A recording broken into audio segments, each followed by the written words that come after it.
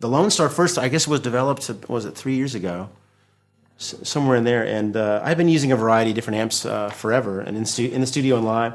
And I'm blessed with a good friend of mine named Steve Mueller, who is one of the chief guys at Mesa Boogie.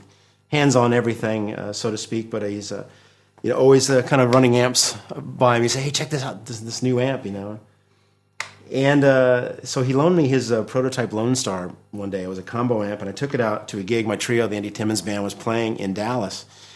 And it's one of those things, you hear about love at first sight, but love at first here, I suppose, with the amp. I played the amp that night, and just wonderful things happened musically. And after the gig, I'd never had that many compliments on my tone ever.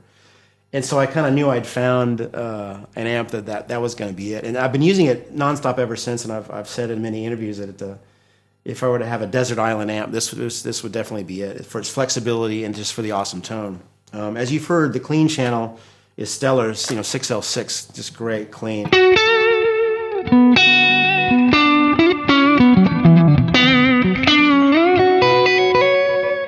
And what's so great also about when I'm switching over to the lead channel, it's not overly saturated gain, but just a really warm, thick lead tone, which I tend to, whenever I plug into the lead channel of an amplifier, I'm always dialing off treble and dialing off presence and cranking the bass all the way up.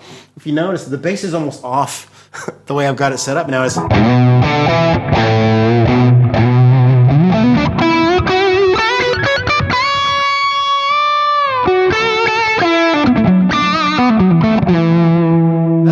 That's without any pedals in front of it. That's just the tone of the Lone Star itself with the echo and the loop.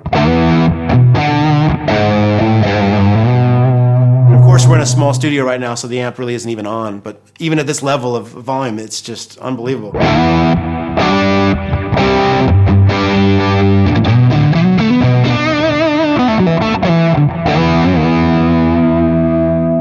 Chord work has nice dynamics and articulation.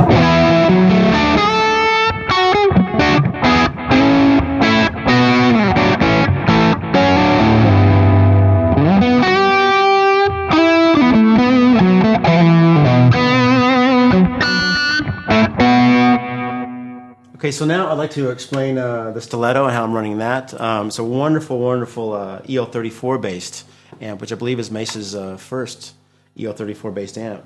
And I'm using it in several different ways. As I mentioned, with the GCX system, I bring a couple different pedals in and out from between the Lone Star and the stiletto.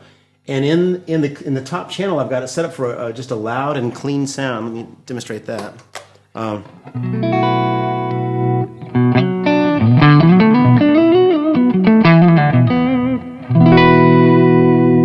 It's a great killer clean sound for EL34s. It's amazing.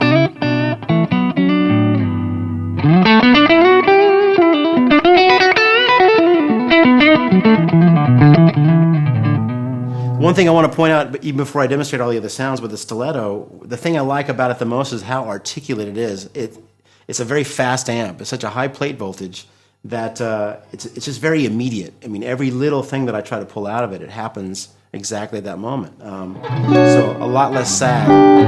You can set up for spongy on it as well, but the way I've got it set, I just really like its attack. But in front of the clean channel, what I've got is an old TubeWorks tube driver, which you can see kind of peeking up in the rack back here, and set up for all the gain.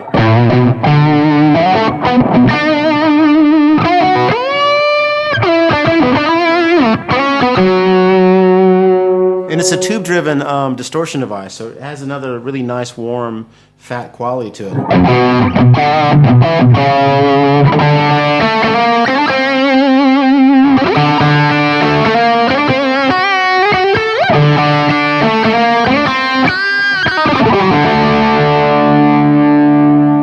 With a nice bite as well. So that's one particular sound, and that's really how a lot of the Resolution CD was recorded. Loud, clean EL34s with a tube driver and tape echo. But this great stiletto also has a killer crunch mode. I mean, as with lots of boogie stuff, you've got very, very cool options. It does very standard, basic EL34 tones, but a lot of variation as well. And I've got the second channel set up on the tight gain mode, which really just has a killer thing on its own.